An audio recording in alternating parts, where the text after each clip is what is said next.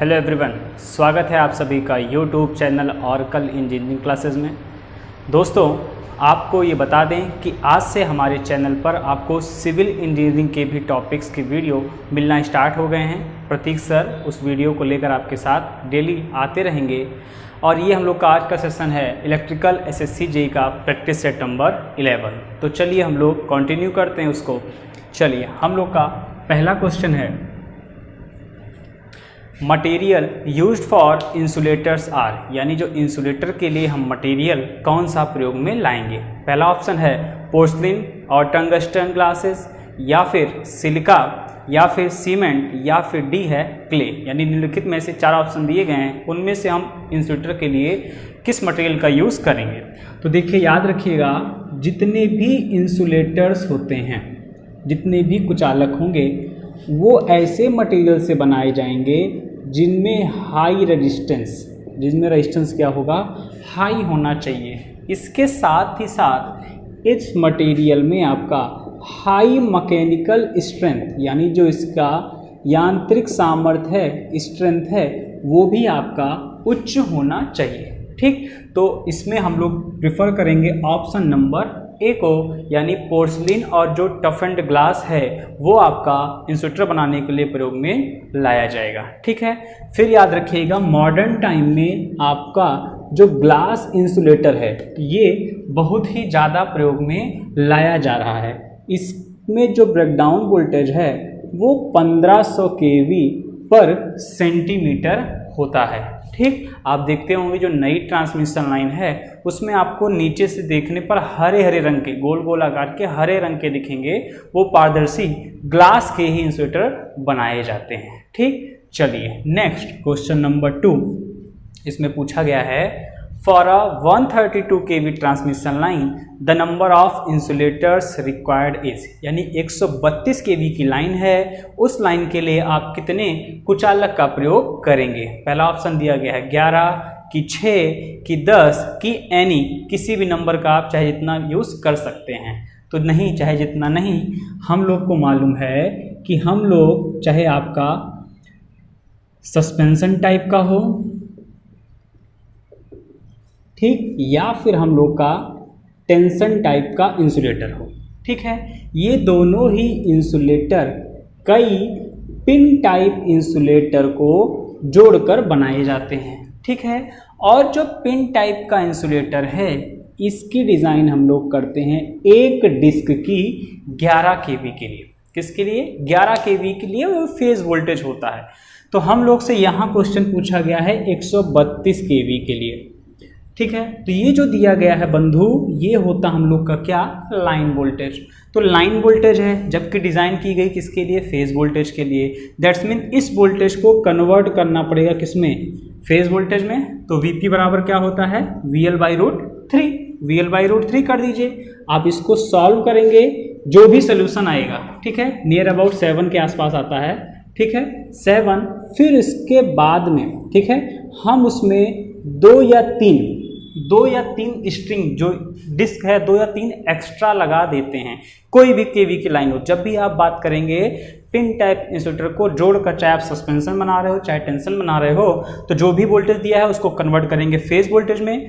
Phase voltage में जो भी आपका आएगा, सॉरी ये थोड़ा सा मिस्टेक है, ये जब सॉल्व करेंगे आप तो ये लगभग 77 या 78 के आसपास आएगा। ठीक है, आप सॉल्व करके देख लीजिएगा। फिर जो भी वैल्यू आएगी उसको क्या करेंगे हम लोग, 11 से डिवाइड करेंगे, तब ये 7 के आसपास आएगा। ठीक, क्योंकि एक डिस्क की डिज़ाइन कितने के लिए, 11 kV के लिए है, तो 11 से डिवाइड कर दिया गया।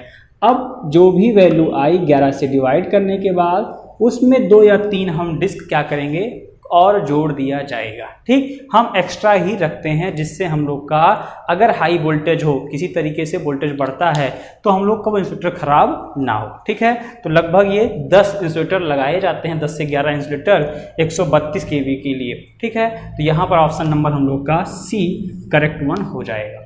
ठीक है, चलिए नेक्स्ट क्वेश्चन नंबर 3 पर, the transmission line with length between 80 km and 160 km are categorise as, यानी एक ट्रांसमिशन लाइन है जो 80 से 160 किलोमीटर के बीच है, इसको हम लोग कौन सी ट्रांसमिशन लाइन कैटेगरी में रखेंगे? Short transmission line, long transmission line या फिर मीडियम ट्रांसमिशन लाइन। ठीक है, तो देखिए जो शॉर्ट ट्रांसमिशन लाइन है ये हम लोग की होती है 80 किलोमीटर तक, अप टू 80 किलोमीटर, जबकि अगर कैटेगराइज करें हम डिस्टेंस के अकॉर्डिंग मीडियम को, तो इसको लेते हैं हम लोग 160 किलोमीटर तक। फिर 160 किलोमीटर से जो अधिक दूरी की लाइन होती है वो हम लोग के लॉन्ग ट्रांसमिशन लाइन में आती है। तो 80 किलोमीटर तक तो शॉर्ट ट्रांसमिशन लाइन है, यहाँ 80 से 160 बोल रहा है, तो हम लोग क्या प्रेफर करेंगे? इसको बोलेंगे मीडियम ट्रांसमिशन लाइन, जो कि मेंशन किया गया है ऑप्शन नंबर सी में। ठीक है, चलिए next question number 4, the approximate value of the surge impedance for transmission line and cable is respectively, यानी आपके ट्रांसमिशन लाइन और अंडरग्राउंड केबल के लिए जो सर्ज इम्पीडेंस है उसका मान क्या होगा? ठीक, चलिए तो देखिए ZC से डिनोट करते हैं सर्ज इम्पीडेंस को, हम लोगों ने पिछले वीडियो में पढ़ा था। इसका फार्मूला होता है √L/C, और ये एक कांस्टेंट वैल्यू निकल के आती है ओवरहेड ट्रांसमिशन लाइन के लिए भी और अंडरग्राउंड और केबल के लिए भी। ठीक है, तो हम लोगों ने वहाँ पढ़ा था कि अगर हम लोग की OH that's mean overhead transmission line है, तो जो सर्ज इम्पीडेंस का मान है वो हम लोग मार्क करते हैं कितना? 400 ओम तक। जबकि जब हम बात करते हैं UG that's mean underground cable की, तो वहाँ पे हम लोग लेते कितना है? 40 ओम तक लेते हैं। ठीक है, तो जो ट्रांसमिशन लाइन है वो 400 ओम तक ओवरहेड वाली, और अंडरग्राउंड के लिए कितना? 40 ओम तक। वहाँ रीज़न भी डिस्कस किया गया था, इन underground line capacitance is very high so surge impedance becomes very low. ठीक, इसीलिए यहाँ पे UG क्या हो जाता है? अंडरग्राउंड में सर्ज इम्पीडेंस 40 ओम तक मिलता है, जबकि ओवरहेड लाइनों में इसका मान क्या होता है? ज़्यादा होता है। ठीक है, तो यहाँ पे हम लोग का क्या हो जाएगा? 400 से 40 ओम के बीच, यानी ऑप्शन नंबर हम लोग का D। ठीक है, 400 ओम ओवरहेड के लिए, 40 ओम अंडरग्राउंड केबल के लिए। ठीक है, चलिए next question number 5, an induction motor with start on load does not accelerate up to full speed but runs at 1/7 of the rated speed, यानी एक इंडक्शन मोटर था, उसको हम लोगों ने सप्लाई से जोड़ा, वो फुल स्पीड पर नहीं बल्कि अपनी रेटेड स्पीड की 1/7 स्पीड पर रोटेट कर रहा है, चल रहा है। तो ये आपका क्या कहलाएगा? ठीक है, लॉकिंग कहलाएगा, प्लगिंग कहलाएगा, क्राउलिंग कहलाएगा या फिर कॉगिंग कहलाएगा। ठीक, चलिए देख लेते हैं। तो जब आपका मोटर अपनी रेटेड स्पीड का 1/7, ठीक, 1/5, 1/3 यानी अपनी रेटेड स्पीड पर ना चले बल्कि उससे बहुत ही कम गति पर चल रहा होता है, तो इस घटना को हम लोग बोलते हैं क्या बंधु? क्राउलिंग। इसको बोलते हैं क्राउलिंग। ठीक है, अब ये क्राउलिंग होती क्यों है? तो क्राउलिंग होती है हार्मोनिक्स के कारण से। क्राउलिंग होती है हार्मोनिक्स के कारण से। अगर हमारे सप्लाई सिस्टम में हार्मोनिक्स आ जाएगी तो उसकी वजह से क्राउलिंग दैट्स मीन मोटर अपनी फुल स्पीड पर नहीं चलेगा बल्कि उसकी 1/7, 1/5 स्पीड पर ही रोटेट कर पाएगा। ठीक है, चलिए नेक्स्ट, तो इसमें आपका ऑप्शन नंबर हो जाएगा C, crawling. Next question number 6, the type of a DC generator use for arc welding purpose is, कौन सा जनरेटर आपका आर्क वेल्डिंग के पर्पस के लिए प्रयोग में लाया जाएगा? पहला पूछ दिया है सीरीज जनरेटर कि शंट जनरेटर कि कम्युलेटिव कंपाउंड या फिर डिफरेंशियल कंपाउंड। तो ये फेवरेट क्वेश्चन है SSC का, अलग अलग तरीके से आपसे पूछ ही लिया जाता है। तो देखिए जब भी बात की जाएगी आर्क वेल्डिंग की, ठीक है, तो हम लोगों ने देखा था कि आर्क वेल्डिंग में अगर आर्क को स्ट्राइक करना है DC, तो DC आर्क के लिए हम लोगों ने कहा था 50 से 60 वोल्ट वोल्टेज की हमको आवश्यकता होती है। हम लोगों ने ऑब्जेक्टिव में सब क्वेश्चन डिस्कस किए हैं। ठीक है, अब voltage come but arc produce करने के लिए हम लोगों को क्या चाहिए? करंट ज़्यादा चाहिए, यानी लो वोल्टेज हाई करंट की आवश्यकता होगी। तो ये प्रॉपर्टी हम लोग में किस में होती है? तो डिफरेंशियल, जिसको हिंदी में बोलते हैं अवकल, ठीक है। डिफरेंशियल टाइप का जो हम लोग का जनरेटर है वो low voltage and high current produce करेगा, इसीलिए उसका प्रयोग हम लोग आर्क वेल्डिंग में करेंगे, ठीक है। तो यहाँ पे ऑप्शन नंबर हम लोग का राइट हो जाएगा डी। नेक्स्ट क्वेश्चन नंबर 7 पर इसमें पूछा गया है N amplifier has a gain of 10,000 expressed in decibel, the gain is, यानी एक एम्पलीफायर है जिसका गेन 10,000 है, तो इसको हम लोग को डेसिबल में बताना है कि कितना डेसिबल होगा, 10 डेसिबल, 40 डेसिबल, 80 डेसिबल या फिर 200 डेसिबल, ठीक। चलिए देख लेते हैं। तो देखिए गेन निकालने का, डेसिबल में गेन निकालने का जो फॉर्मूला है वो होता है 10 लॉग बेस, यहाँ पे आप लिख दीजिएगा गेन, ठीक। फार्मूला बनाने के लिए यहाँ पे लिख देते हैं हम लोग गेन, ठीक है।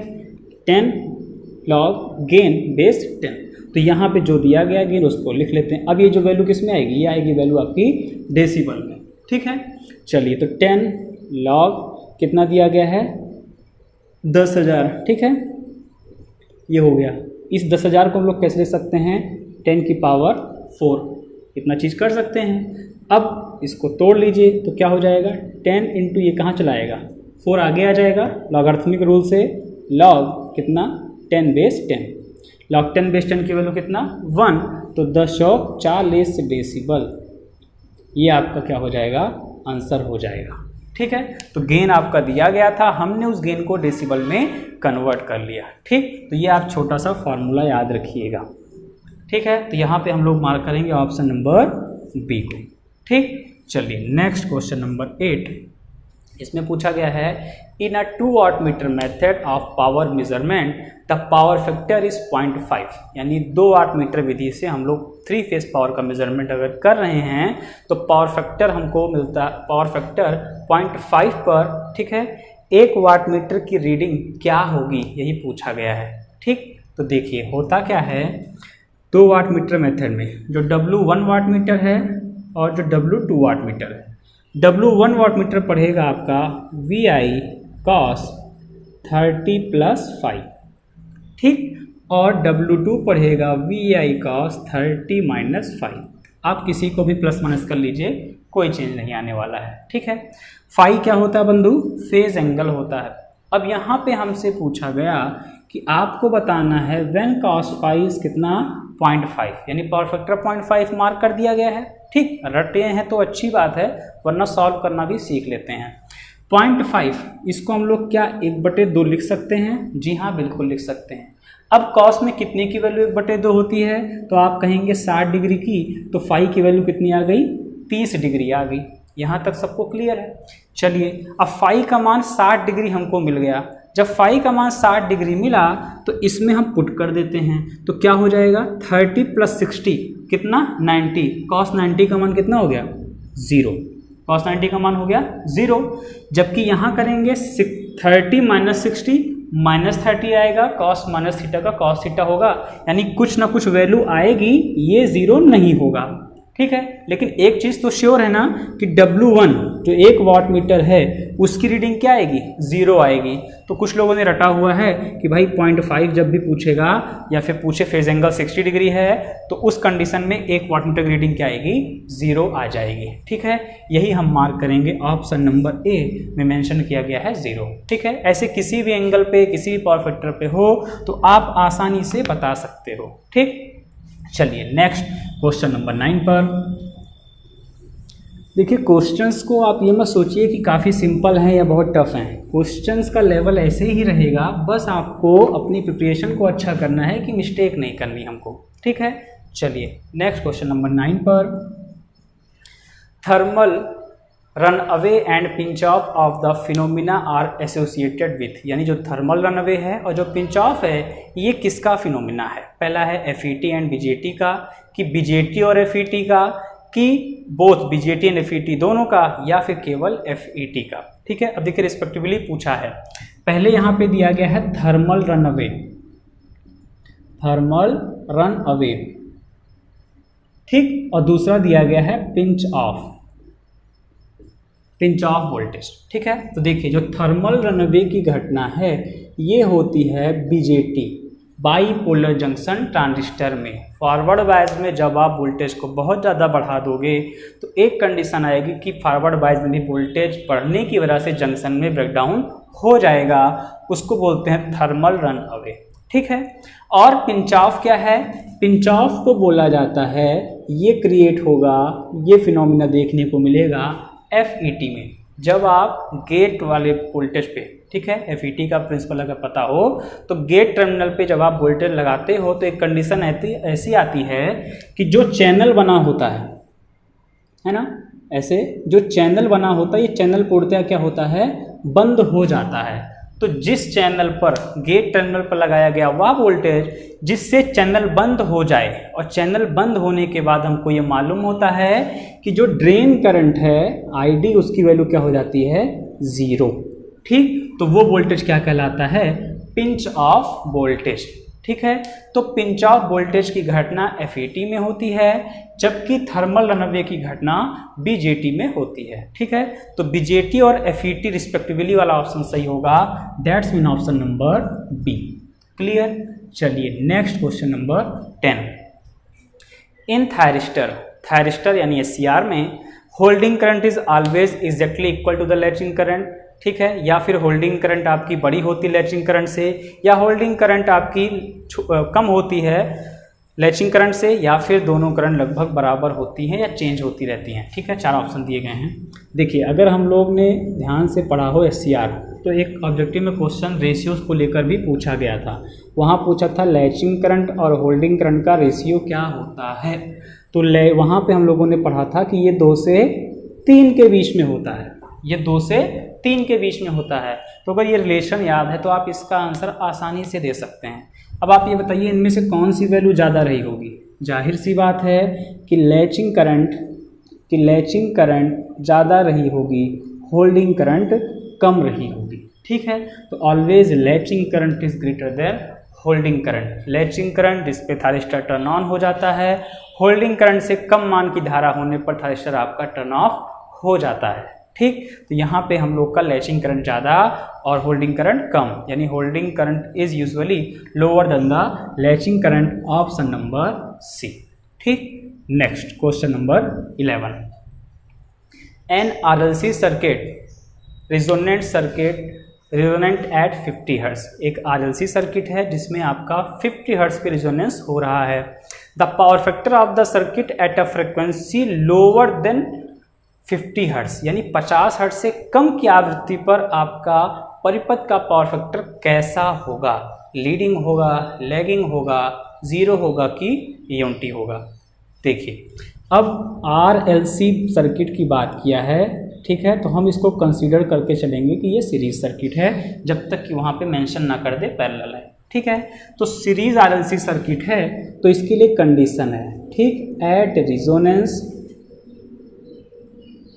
Before resonance, after resonance.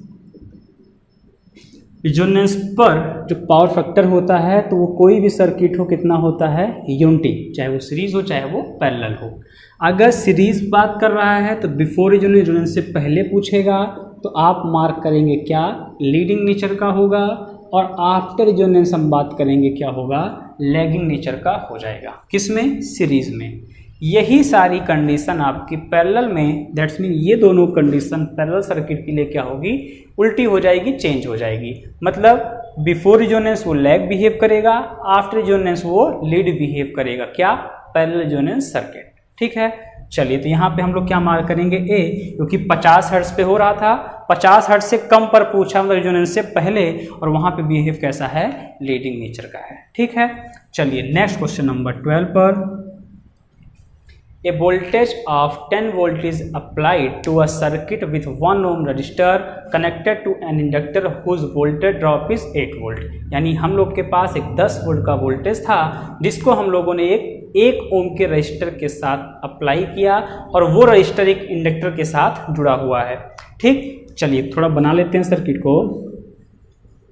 ये कुछ इस प्रकार से रहा होगा, इसकी वैल्यू दिया कितना, 1 ओम। यहाँ तक क्लियर है। अब कह रहा है आगे कि जो इंडक्टर है जुड़ा हुआ है रेजिस्टेंस के साथ, इसमें वोल्टेज ड्रॉप हो रहा है कितने वोल्ट का, 8 वोल्ट का, और यहाँ आप अप्लाई कर रहे हो कितना, 100 वोल्ट। ठीक, तो क्वेश्चन पूछा था current through the register is, तो रजिस्टर जो है उसमें धारा का मान क्या होगा, 12 एम्पियर, 4 एम्पियर, 8 एम्पियर की 6 एम्पियर। अब चलिए, इसमें जीरो नहीं होगा पहली बात, क्योंकि ऑप्शन में कहीं मेंशन ही नहीं है। जीरो कब होता, जब ये डीसी सप्लाई होती। दैट्स मीन एक पॉइंट उसने क्लियर कर दिया कि आप ये क्या दे रहे हो, एसी सप्लाई दे रहे हो, क्योंकि डीसी पे आपको मालूम है कि इनिशियल टाइम में इंडक्टर क्या करेगा, ओपन सर्किट की तरह बिहेव करेगा, करंट की वैल्यू हो जाएगी जीरो। लेकिन यहाँ जीरो ऑप्शन में नहीं है, दैट्स मीन आपका एसी सप्लाई होगी। मान लेते हैं इसके क्रॉस वोल्टेज क्या है, वी आर, इसके क्रॉस वोल्टेज क्या होगा, वी एल। तो हम लोग को ये मालूम है कि जो अप्लाइड वोल्टेज वी है, ये वोल्टेज जो वी है ये वेक्टर सम होगा, यानी अंडर रूट में क्या लिखेंगे, वी आर का स्क्वायर, ठीक यही तो होगा ना, वी आर का स्क्वायर प्लस वी एल का स्क्वायर, वेक्टर एडिशन होगा। या आप इस रूट को हटाएंगे तो ये क्या हो जाएगा, स्क्वायर हो जाएगा। इस फार्मूले से क्या हम वी आर की वैल्यू फाइंड आउट कर सकते हैं, जी हाँ बिल्कुल कर सकते हैं। वी आर बराबर हो जाएगा अंडर रूट वी का स्क्वायर 10 दहम 100, वी एल का स्क्वायर 8 अठाई 64, अंडर रूट 36, यानी कितना बचेगा 6। ठीक, वी आर की वैल्यू कितनी आई बंधु, 6 वोल्ट। और हमको पता है वी आर, इसके क्रॉस का वोल्टेज ड्रॉप क्या होगा, आई इंटू आर होगा कि नहीं होगा, आई इंटू आर। यहाँ पे करंट क्या, आई जा रही है, रेजिस्टेंस आर कितना, इसके किसके बराबर होगा, 6 के बराबर होगा। आई की वैल्यू निकालनी थी, आई बराबर 6, आर की वैल्यू कितनी है 1, करंट कितनी आ गई 6 एम्पियर। ठीक, बात समझ में आई। तो ये हम लोग का छोटा सा न्यूमेरिकल लिया गया था एसी सर्किट से, जो हम लोगों ने सॉल्व कर लिया। कितना आंसर है, 6 एम्पियर। ठीक है, इसमें पूछा गया है the ampere hour capacity of A battery depends on, यानी जो बैटरी सेल होती है उसमें जो एम्पियर आवर रेटिंग है किस पे डिपेंड करती है। पहला ऑप्शन है thickness of the plate, plate की मोटाई पर, strength of the electrolyte, electrolyte के सामर्थ्य पर, डिस्टेंस बिटवीन प्लेट, प्लेटों के बीच की दूरी पर, या फिर D area of the plate. ठीक है, एम्पियर आवर कैपेसिटी की बात कर रहा है AH। ठीक, तो एम्पियर आवर, आपकी बैटरी चार्ज है या डिस्चार्ज है, अगर आपसे पूछा जाए कैसे बताओगे, तो उनमें से एक मेथड ये होता है कि जो उसमें इलेक्ट्रोलाइट पड़ा हुआ है, उसमें जो इलेक्ट्रोलाइट पड़ा हुआ है हम लोग उसकी ग्रेविटी मेज़र करके बता सकते हैं कि बैटरी चार्ज है कि नहीं चार्ज है, ये एक मेथड होता है। तो दैट्स मीन अगर ये कम आया तो बैटरी क्या है, डिस्चार्ज है।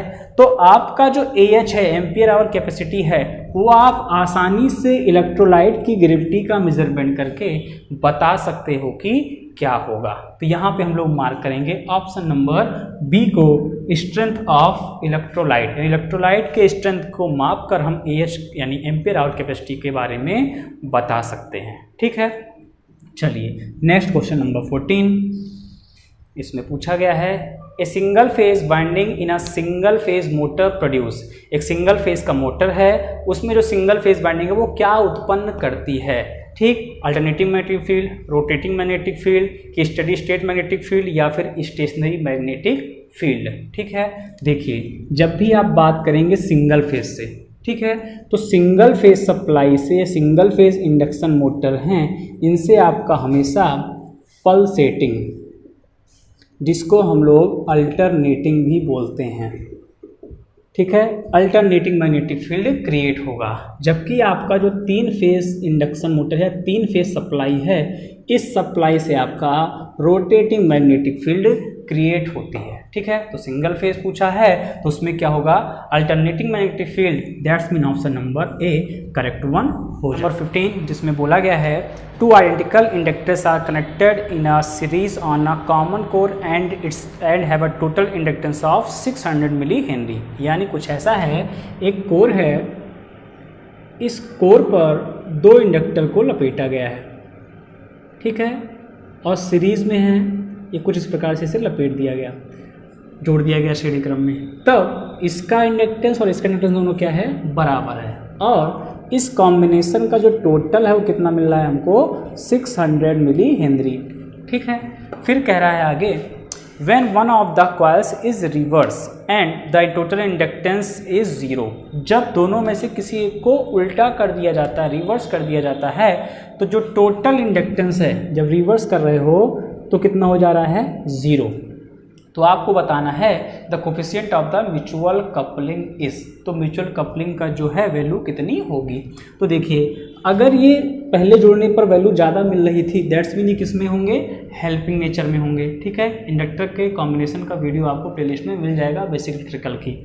अगर जब उसको रिवर्स किया गया दैट्स मीन किस में हो गए, अपोजिंग हो गए।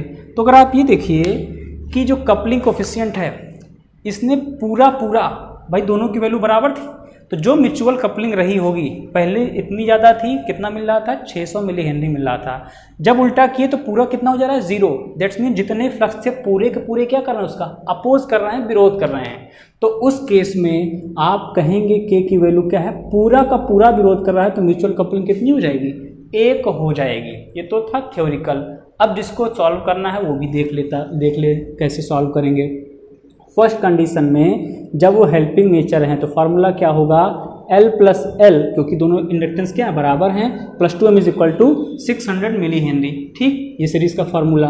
और जब वो अपोजिंग है तो कितना हो जाएगा -2m, और कुल कितना आ रहा है 0 आ जा रहा है ना। तो इस इक्वेशन को जब आप सॉल्व करेंगे तो आपको मिलेगा L is equal to m। यहाँ से क्या मिलेगा, L is equal to m। Solve कर लो भाई, के बराबर होता क्या है, m under root L1 into L2। m की वैल्यू क्या है, L है, L1 L2 दोनों क्या है, बराबर हैं, तो क्या हो जाएगा L square L by L कितना आ जाएगा 1, कितना आ जाएगा 1। तो थ्योरिकली भी है और जब आप सॉल्व करेंगे दोनों तरीके से आपको वैल्यू कितनी मिलेगी 1। तो इतना लंबा जाने से आप थ्योरी पढ़ के अगर सॉल्व करिए वो ज़्यादा बेनिफिशियल है आपके एसएससी जैसे एग्जामों के लिए, क्योंकि वहाँ पे टाइम बहुत ही कम होता है। चलिए नेक्स्ट क्वेश्चन नंबर 16, इसमें पूछा गया है the frequency of the wave form defined as, देखिए क्या दिया गया है, ई बराबर 340 साइन 377.14 t प्लस 21/15 है ना।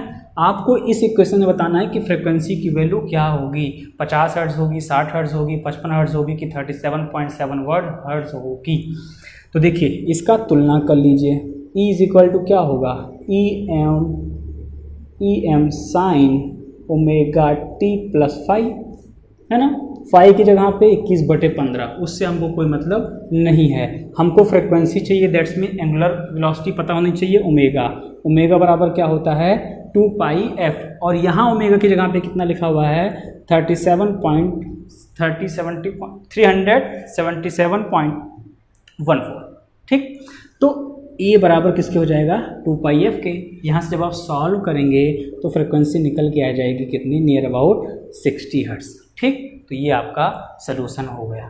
ठीक है, नेक्स्ट क्वेश्चन नंबर 17 पर, the rotor voltage of a slip ring induction motor gives 120 oscillation per minute, mixture नहीं है minute, when the motor is connected to a three phase supply 50 hertz.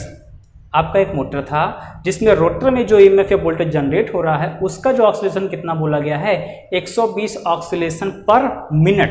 अगर वही पर सेकंड होता तो क्या वो रोटर की फ्रीक्वेंसी हो जाती, जी हाँ बिल्कुल हो जाती। तो हम वहाँ से एफ आर बराबर लिख सकते हैं 120/60, सेकंड में कन्वर्ट कर दिया गया। अब ये क्या हो गया साइकिल पर सेकंड, कितना मिल जाएगा आपको 2 साइकिल पर सेकंड या फिर 2 हर्ट्ज। यहाँ तक बात ठीक थी। और आपको सप्लाई फ्रिक्वेंसी दी गई है कितना बंधु 50 हर्ट्ज। आपसे पूछा गया है कि परसेंटेज स्लिप बताइए, परसेंटेज स्लिप का मान क्या होगा।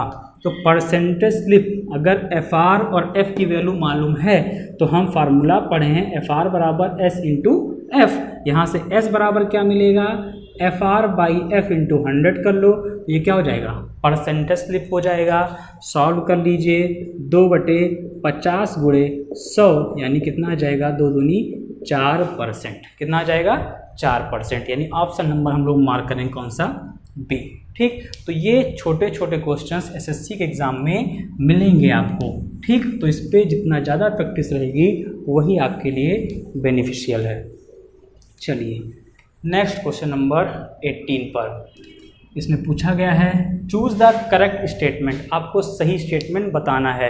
Both MOSFET and BJT are the voltage control device, कि both MOSFET and BJT are the current control device, कि मॉसफेट वोल्टेज कंट्रोल है बीजेटी करंट कंट्रोल है, या फिर मॉसफेट करंट कंट्रोल है कि बीजेटी वोल्टेज कंट्रोल डिवाइस है। ठीक है, तो देखिए ये कई बार डिस्कस हो चुका है कि बीजेटी और एफईटी, अब उसमें चाहे मॉसफेट हो, चाहे जेएफईटी हो, चाहे एफईटी हो, बीजेटी जो होता है वो आपकी करंट कंट्रोल डिवाइस है, CD that's mean current control device. ठीक, और जो एफईटी है उसका नाम ही है फील्ड इफेक्ट ट्रांजिस्टर, जिसमें आप लोग बाहरी गेट की फील्ड के द्वारा करंट को कंट्रोल करो, तो इसलिए वो बुलाता है कि वोल्टेज कंट्रोल डिवाइस होता है एफईटी, क्योंकि आप बाहरी इलेक्ट्रिक फील्ड से वोल्टेज को कंट्रोल कर रहे हो, इसलिए वो होता है वोल्टेज कंट्रोल डिवाइस, और बीजेटी होता है करंट कंट्रोल डिवाइस। ठीक, चलिए नेक्स्ट क्वेश्चन नंबर 19 पर।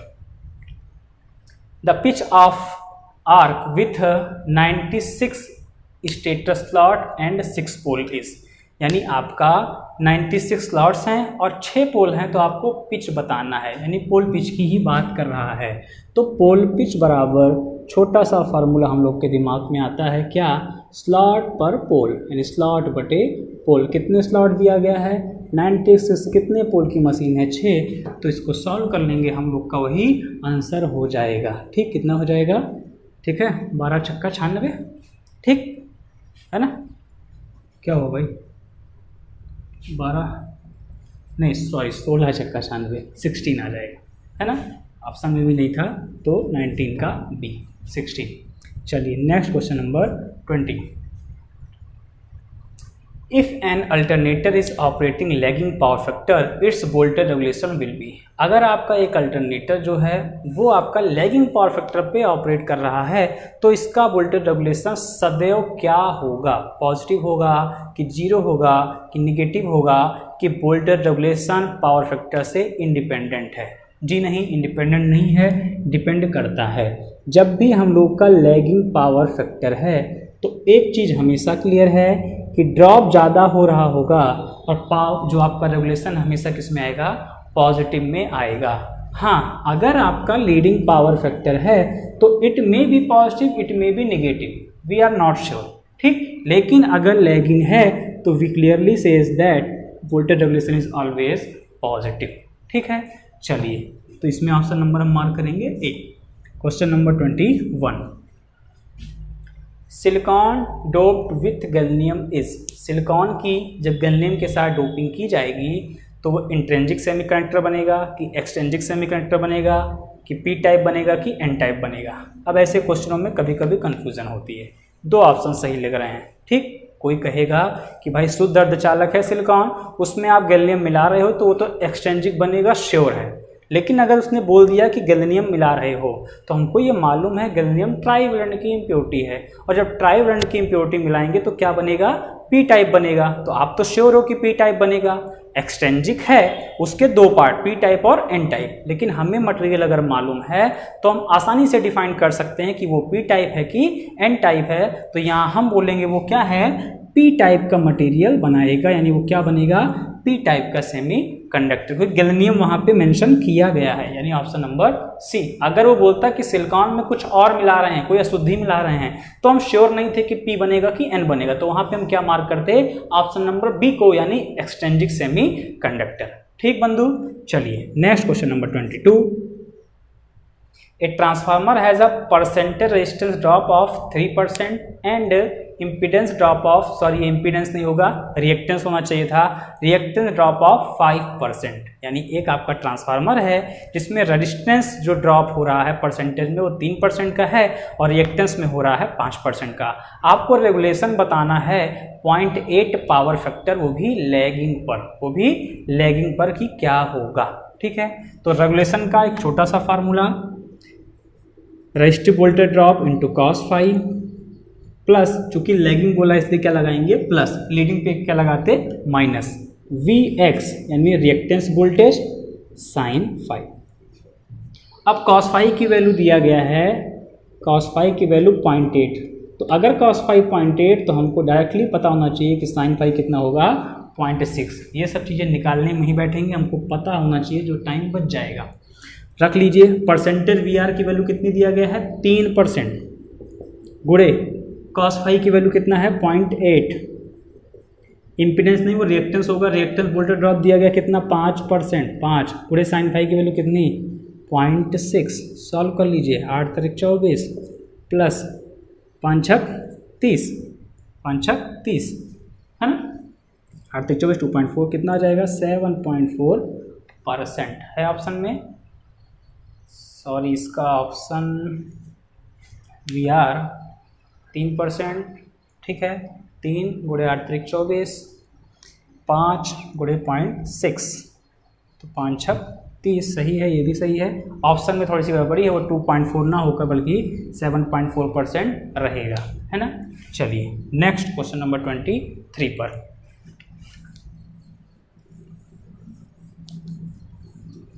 ये 7.4 ही ऑप्शन सही है। नेक्स्ट क्वेश्चन नंबर 23 अभी 23 पर। ए ट्रांसफार्मर 200 kVA 250 हर्ट्ज, यानी एक 2000 kVA का ट्रांसफार्मर है और फ्रिक्वेंसी कितनी है 250 हर्ट्ज है। इसको ऑपरेट करा रहे हो आप कितने पर 50 हर्ट्ज पर, तो अब केवीए रेटिंग क्या होगी, ठीक 2000 kVA होगी, 400 kVA होगी कि 10,000 kVA हो जाएगी कि समान बनी रहेगी। जी नहीं, समान नहीं होगी। हम लोगों ने पिछले ही शायद सेट में पढ़ा था कि केवीए प्रोपोर्शनल होता है एफ के। अगर फ्रिक्वेंसी बढ़ेगी तो रेटिंग भी क्या होगी, बढ़ जाएगी। तो आपसे कहा गया कि जो पहले फ्रिक्वेंसी कितनी थी 250, ठीक, उस समय रेटिंग कितनी थी 2000, अभी फ्रिक्वेंसी कितनी हो गई 50, है ना, तो कितनी रेटिंग हो जाएगी, यहाँ बराबर लगा लीजिए। सॉल्व कर लेते हैं, 5 5 20, ठीक है 400, यानी नई रेटिंग कितनी आ जाएगी 400 kVA, है ना। ये चीज़ तो फ्रिक्वेंसी बढ़ेगी केवी रेटिंग बढ़ेगी, फ्रिक्वेंसी घटेगी केवी रेटिंग घट जाएगी, है ना। चलिए next question number 24। If the applied voltage to a DC machine is 230 volt, then the back EMF for the maximum power developed। तो आपका अगर डीसी मशीन में मैक्सिमम पावर पे पूछा गया है तो हम लोग को मालूम होना चाहिए कंडीशन EB बराबर V/2 की होती है। तो EB है ना, तो पूछा ना बाइक EMF कितना होगा, EB निकाल लीजिए। वोल्टेज कितना है 230/2 यानी 115 वोल्ट, हो गया आंसर, मिल गया। Next question number 25। ए 400/200 एक ट्रांसफार्मर दिया गया है 400/200 वोल्ट का, जिसमें टोटल रेजिस्टेंस आपका दिया गया है 0.02 पर यूनिट। रेजिस्टेंस किसमें है, पर यूनिट में है। अब बोल रहा है ये एलवी साइड का रेजिस्टेंस दिया गया था आपको, अब बोल रहा है कि इस रेजिस्टेंस को जब हम रिफ़र करेंगे हाई वोल्टेज साइड में तो इसकी वैल्यू क्या होगी, ठीक देखिए क्या होगी, कितनी हो जाएगी। जो ये स्क्वायर वाला फंक्शन आप सोच रहे हैं वो सब नहीं होगा, क्योंकि किस में दिया गया है, पर यूनिट सिस्टम में दिया गया है। पर यूनिट सिस्टम का मतलब ही होता है कि उसको आप चाहे प्राइमरी में रखो चाहे सेकेंडरी में रखो, वो वैल्यू बराबर ही है। हर यूनिट में क्या है, पर यूनिट में आपने उसको कन्वर्ट कर दिया, अब उसका रिफ़र करने का कोई मतलब नहीं है, प्राइमरी में भी वही वैल्यू रहेगी और सेकेंडरी में भी वही वैल्यू रहेगी, ठीक है। तो यहाँ पे हाई वोल्टेज साइड का वेरिएशन कितना होगा 0.02 पर यूनिट, क्योंकि पर यूनिट में आपकी वैल्यू चेंज नहीं होती है, ठीक। देखिए कितना आसान था, कुछ करना ही नहीं था, ठीक है। लेकिन अगर आप के स्क्वायर से गुणा भाग करने लगे तो आपको आंसर मैच कर जाएगा और गलत हो जाएगा आपका, ठीक है। तो ये थे हम लोग के 25 सवाल जिसको हम लोगों ने प्रैक्टिस सेट नंबर 11 में देखा। अगला प्रैक्टिस सेट लेके हम लोग जल्द ही मिलते हैं, तब तक के लिए धन्यवाद।